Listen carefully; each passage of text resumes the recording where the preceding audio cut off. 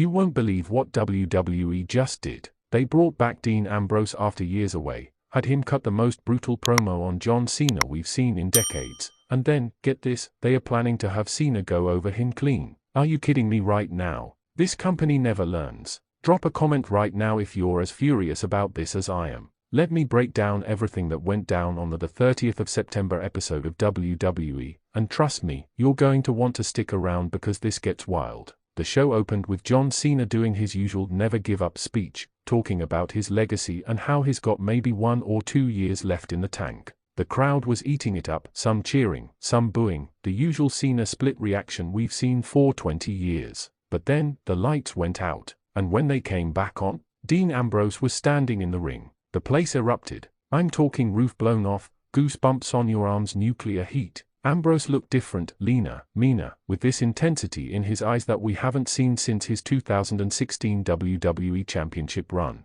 He grabbed a mic, and what he said next might be the most savage thing I've heard on WWE television in years. He told Cena that he left WWE because he was sick of watching guys like him hold everybody else down. He said Cena's never give up catchphrase should be never give opportunities to anyone but myself. Ouch. The crowd went absolutely mental. Ambrose didn't stop there though. He brought up how Cena buried the Nexus, how he killed Wade Barrett's momentum, how he made sure nobody could ever really get to his level. Now here's my question for you. Do you think Dean Ambrose was shooting real facts, or was this just a worked shoot for entertainment? Drop your answer in the comments. Cena tried to respond, doing his whole "I respect you but you're wrong" routine, but Ambrose wasn't having any of it. He challenged Cena to a match at the next pay-per-view, saying it's time for the old guard to step aside and let real wrestlers take over. The stare-down was intense. You could feel the tension through the screen. Later in the show, we got some absolute bangers. LA Knight defended his United States Championship against Santos Escobar in what might be match of the night. Knight retained after hitting the BFT, but Escobar looked like $1 million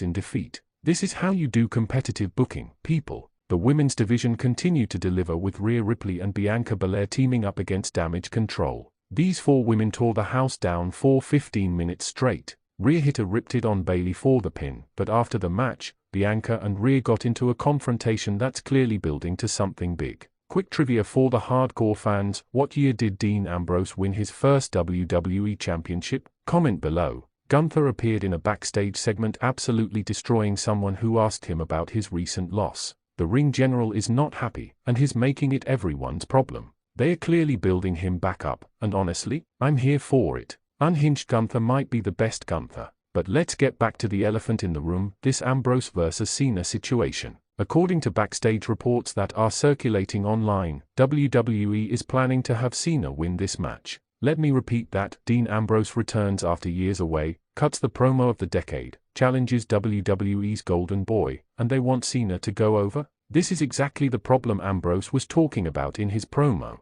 This is exactly why fans get frustrated. You bring back one of the most popular stars from the Shield era, someone the fans have been begging to see again, and your first instinct is to feed him to John Cena? In 2025, I need you to sound off in the comments: should Cena win this match, or should Ambrose get the victory on his return? This is important, people. Look, I get it, Cena's a legend, he's done more for WWE than most people ever will, and his name still draws. But at what point do we start building for the future instead of constantly reliving the past? Ambrose is still in his prime wrestling years. He could have 3, 4, maybe 5 more incredible years in WWE if they use him right. But if they bring him back just to put over the old guard, what's the point? Some other notable moments from the show: Cody Rhodes appeared via satellite and announced he'll be addressing his next challenger this Friday on SmackDown. The Bloodline drama continues to simmer, with Solo Psycho making cryptic threats about family business. And in a genuinely surprising moment, Kevin Owens turned heel by attacking Sami Zayn after their tag match. We've seen this story before, but it never gets old when these two are involved.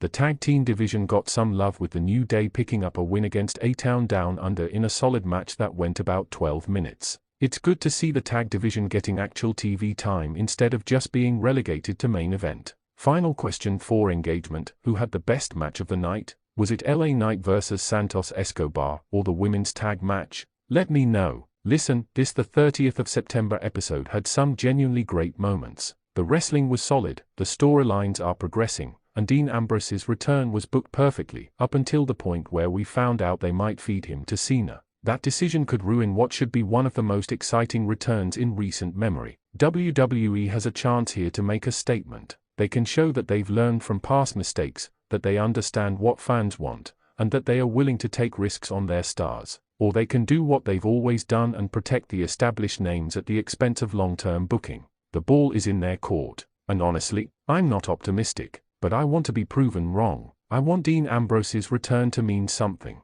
I want this feud with Cena to elevate everyone involved instead of just serving as another nostalgia pop. If you made it this far, you're a real Wrestling Zone 1 fan. Make sure you hit that like button, subscribe if you haven't already, and drop a comment letting me know your thoughts on everything we discussed today. Should WWE pull the trigger on Ambrose? Is Cena's time finally up? And what match are you most excited for going forward? Share this video with every wrestling fan you know because we need to make our voices heard. WWE needs to know that we're paying attention and we're not going to accept the same old booking patterns anymore. I'll see you in the next one. This is Wrestling Zone 1, and we'll keep fighting for better wrestling.